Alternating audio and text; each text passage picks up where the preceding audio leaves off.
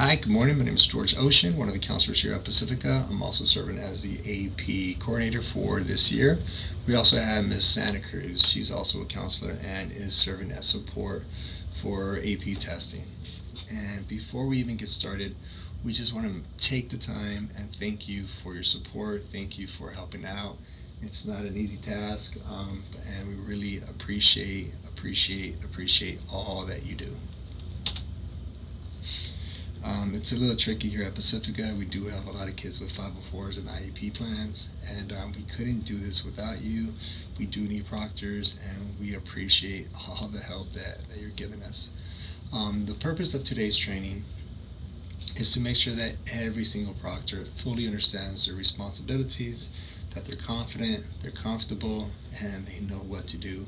We want to make sure that you know what kind of materials you're going to be having, your assignments, the different types of testing modes that we do have, the day of the exam procedures, the logistics of it, the flow of it, what to do in different scenarios, how to dismiss kids, and pretty much your next steps.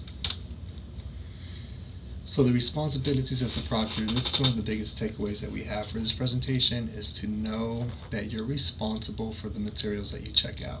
So if I'm giving you 64 exams, we expect 64 exams back.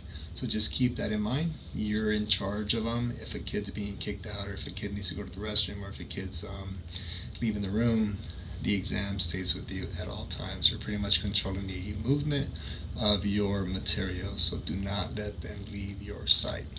Number 2, know your room assignment. And we're going to go over this at the end of the slide. Know if you're going to be a proctor or a room monitor. There is a difference. You guys are both going to be in the room, and I'll explain the difference in just a second.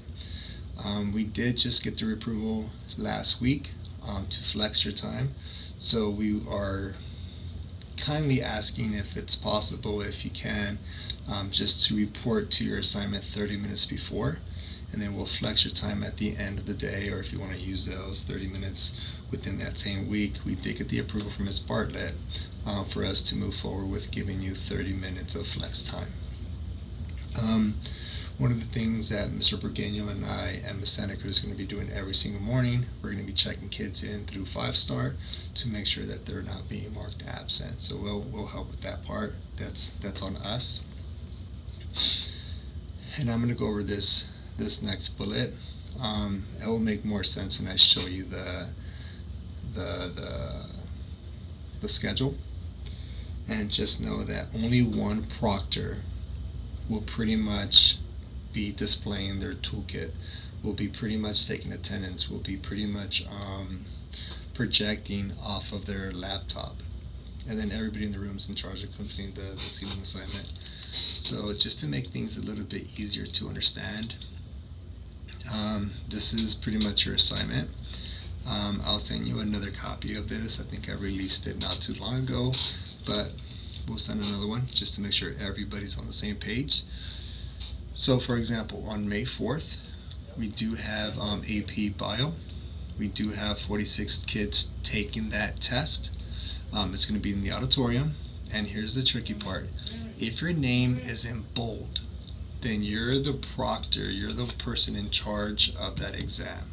So for example, Mr. Mark Zuloff will be in charge of signing in, taking attendance, and just making sure his test day toolkit is all set up.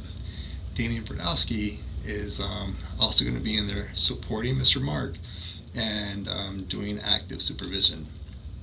And then Mr. Burgueño is going to be in charge of giving both Mark a break, and then when Mr. Mark Zuloff comes back, it'll be Damian taking a break. If you have any questions, again, you can feel free to text us, call us, send us an email. Whatever you prefer is perfectly fine with Ms. Santa Cruz and I. So these are the different types of exams that we do have. Just so know what exam you're going to administer and know what kind of mode you're going to be using. And if I'm going too fast, feel free to pause, feel free to rewind. I'm trying to make this video under 10 minutes, so please bear with me. So just know that the materials that you're going to be using is a test day toolkit. You got to have access to it. You're going to be having a testing manual if you have a paper exam.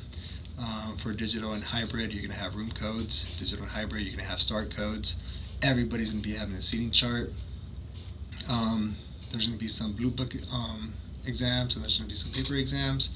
But if you're doing a digital or hybrid, we got to make sure that you know how to get to the blue book, and that's tricky, but super easy. So just to recap, once the kid opens up his Chromebook, he cannot sign in. He is just going to go to apps and hit blue book, and that's it. He'll sign in with his College Board account, but he does not sign in onto his Chromebook. He will just open up his Chromebook and click blue book. Pretty simple. Everyone's gonna have some pens, paper, and some scratch paper. You get a box of tissue, AP labels for hybrid and paper exams, and a whole bunch of do not disturb signs. So day of the exam, just make sure that you meet me at your assigned room, and I'll be there. It's going to be open. It's going to be ready to go. And again, we're asking for you to be there at 7:30, just to make sure that every single kid is all ready to go. Burgueño and I are going to be checking in students, Miss Santa Cruz as well, through 5-star. Students will have assigned seating. We do use a number system. We'll have a number. We'll give the student their number, and they just find the number on the table, and that's where they're going to be taking their test. It just helps with the seating chart. And then their backpacks, the materials are going to have to be in the front of the room, on the side of the room. If it's going to be in the auditorium, it's going to be by where the steps are at. If it's in the gym, we use the back of the gym, the side of the gym, because they can't have access to their phone, they can't have access to their backpack. They're allowed water, they're allowed snacks, but they cannot have access to their personal materials. And again, just a reminder, you are responsible for all the exams that you check out, and you'll just have to bring those back to my office. So, in efforts of saving some time, feel free to pause the video and go over the typical flow of an exam that's fully digital. Here's page 1 of it. Here's page 2 of it. Page 3. And if you're doing hybrid, just know that this is going to be the flow of it. Go ahead and pause it. Here's page 2, page 3, and the last of it. And if you're doing paper, here's the flow. In efforts of just saving time, pause and just go through it. Page 2, I believe that's it. No, page 3. Alright, what to do if a student is late? Now it's kind of tricky. You can still give the student an opportunity to take the test if students haven't started testing yet. So if you're still reading the instructions, if you're still setting up, if it's 7:45, if it's whatever time it is, as long as the students have not started answering questions on their exam. If a student needs to leave for an emergency, just call Miss Santa Cruz, call myself, and we have to determine if they're going to be able to reschedule or not. It just depends on what the situation is going to be. If a student finishes early, the student stays with their peers. They cannot leave. They have to stay. And in some situations, very few, but there's going to be a couple days where we have kids choosing the option of taking 2 exams on the same day, and then we'll let the proctor know, and then those kids will be given permission to get a head start on their second exam once you're done with the first one. But we'll let you know, and it wouldn't be until they're done with their test anyways, until the entire room is done testing. If there's a disruption like a fire alarm, tech issues, someone's like super ill, anything that pretty much impacts the ability to complete the test, there is going to be an incident report that needs to be done and submitted by the proctor. not the room monitor, but the proctor. And then, of course, you can contact us, and then we'll help you through the process. All right, so completing the exam, please, you have to count all the materials, verify the materials. You dismiss in a very secure, orderly fashion, because otherwise it gets kind of messy. There's some pretty big rooms in there. And again, no early releases or anyone talking about scores and how they did on the test.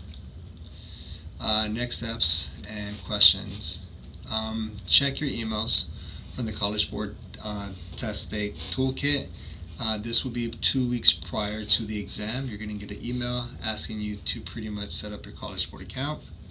Everybody does need to set up their account, but only the proctor, not the room monitor, will have to check into their test toolkit and do the attendance component. And again, you can feel free to reach out to Ms. Santa Cruz, myself. We're here. Stop by the office. It's all good. Whatever you prefer, we're good. And do us a huge favor. Do not overthink it. It's not very difficult. It's kind of easy. It's a little stressful for the coordinators, but you guys are good. You guys are gonna be good, perfectly fine. But again, if you have any questions, just reach out our way. And thank you again for helping us out. And enjoy the rest of your day. Thank you.